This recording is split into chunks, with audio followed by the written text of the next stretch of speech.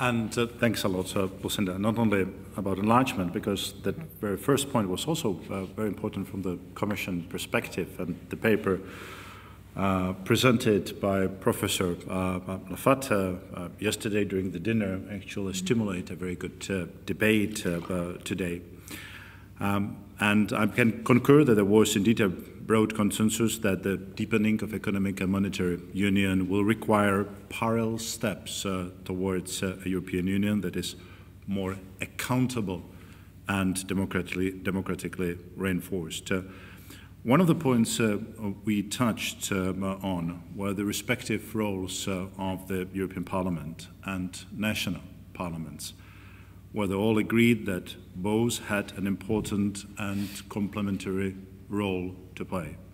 National parliaments through ensuring the legitimacy of the Member States' action in the European Council, and Council as well as in the conduct of national fiscal and economic policies, even if more closely coordinated within the European Union.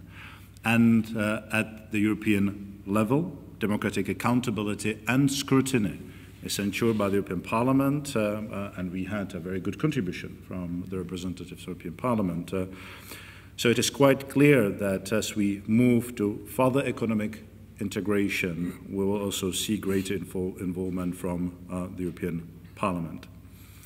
The discussion was in many areas very concrete, so not just concentrating on future long-term initiatives requiring treaty change, but concrete ideas that can be implemented now.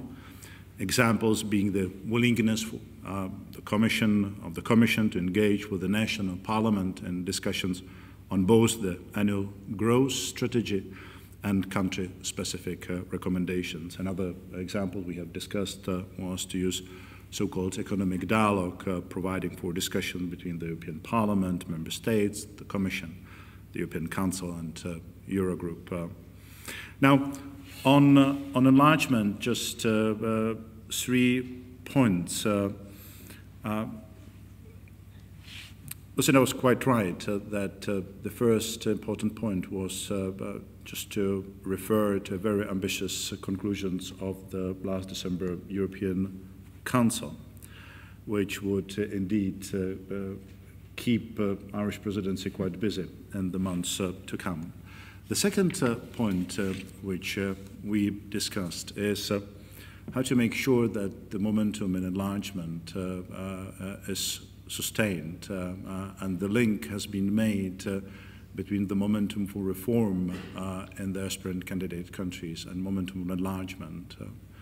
And the third, a very important point, and this is something I really would like to highlight, there was not one of those exchange of the views between the candidate country, aspirant countries on one side and member states on the other side about the general views on enlargement. But it was for the first time also a discussion on how to associate enlargement countries with the European Union emerging economic governance.